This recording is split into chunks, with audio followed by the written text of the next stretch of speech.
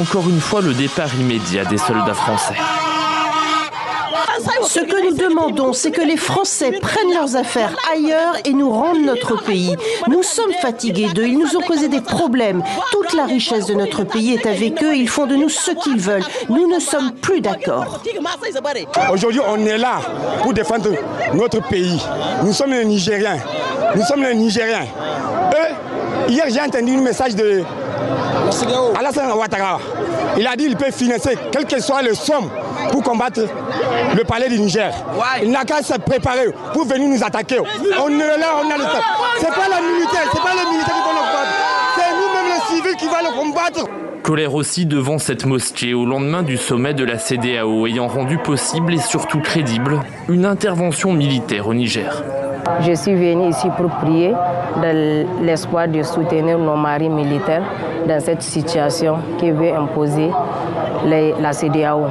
Que Dieu le protège, que Dieu protège notre pays, le Niger. Dans toutes les mains, des drapeaux nigériens, russes aussi, et des cris pour soutenir le général Abdourahmane Tiani. La France, alliée du Niger avant le coup d'État, continuait de soutenir Mohamed Bazoum.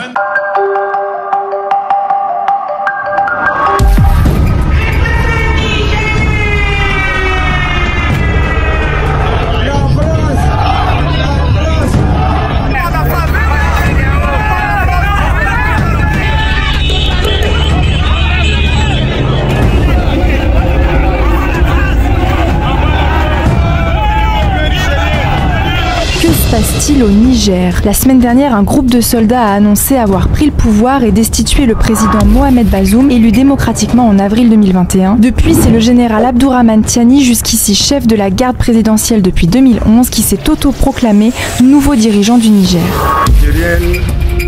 Nigériens, mes chers compatriotes, le mercredi 26 juillet 2023, les forces de défense et de sécurité regroupées au sein du Conseil national pour la sauvegarde de la patrie, CNSP, ont mis fin au régime de la 7e République.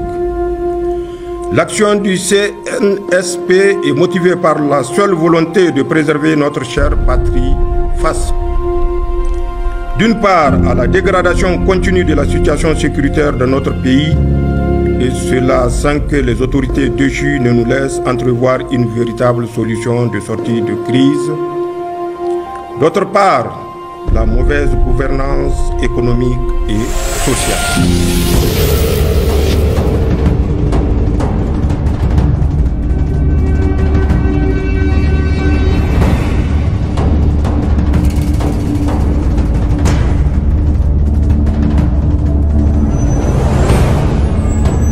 Nous condamnons la tentative de coup d'État au Niger, qui constitue une grave menace à la paix et à la sécurité dans la sous-région.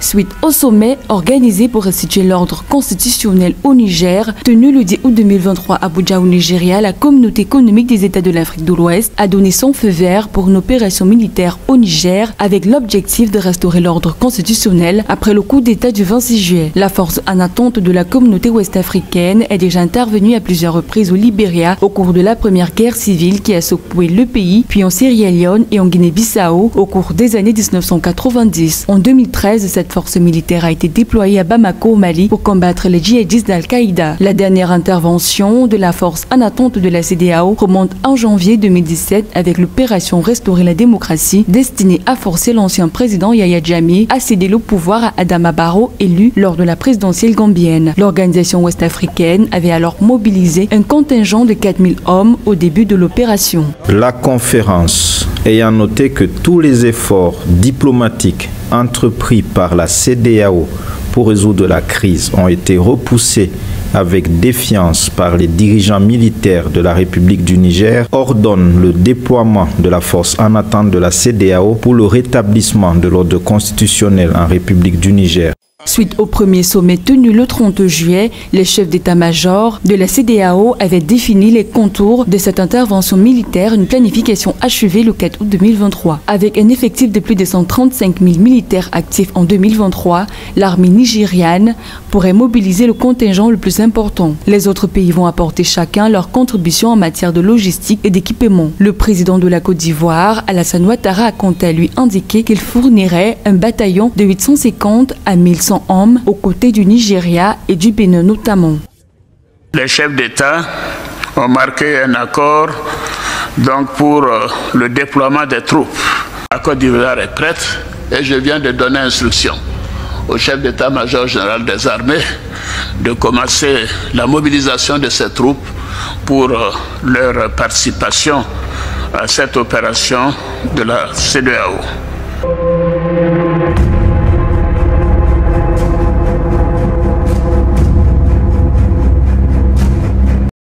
L'ONU, il est difficile qu'avec le changement de position des États-Unis qui militent pour la voie diplomatique que pour la voie militaire, la CEDEAO aura du mal à pouvoir financer cette opération. Cela fait un. Et de deux, cette opération va entraîner la dislocation de la CEDEAO. We still recognize President Bazoum as the democratically elected president of Niger, and the conditions he is being held in right now are unacceptable. Difficile de dire pour l'heure les conséquences immédiates pour Niamey. Une chose est sûre, le président Goïta et le président Traoré ont clairement dit non, non et non. Nous n'accepterons pas d'intervention militaire au Niger. Il en va de notre survie. Et bien entendu, les chefs d'État du Mali et du Burkina ont pris la ferme décision de laisser des actifs et non des passifs aux générations futures.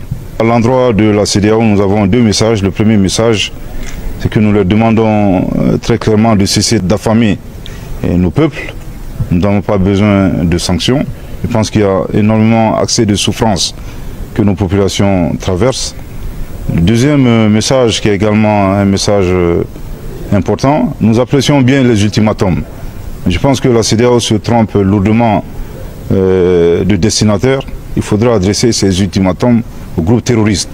Et ça fait 10 ans que nous attendons cela. Je pense que nous serons très heureux pour une fois que ces ultimatums soient adressés aux groupes terroristes.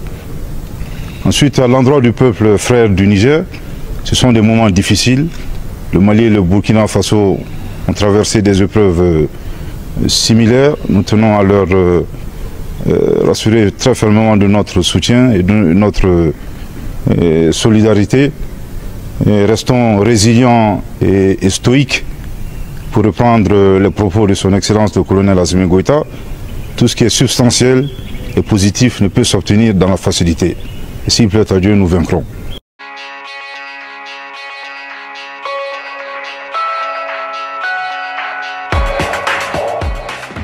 Dans un communiqué publié vendredi 11 août 2023 par le ministère russe des Affaires étrangères, Moscou s'est prononcé fermement contre toute intervention armée au Niger, mettant en garde contre une déstabilisation majeure tant pour le pays que pour la sous-région.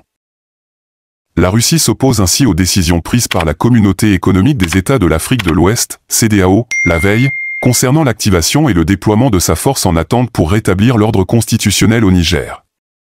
Cette position divergente de la Russie contraste avec l'Union africaine, UA, la France et les États-Unis, qui ont soutenu ces mesures.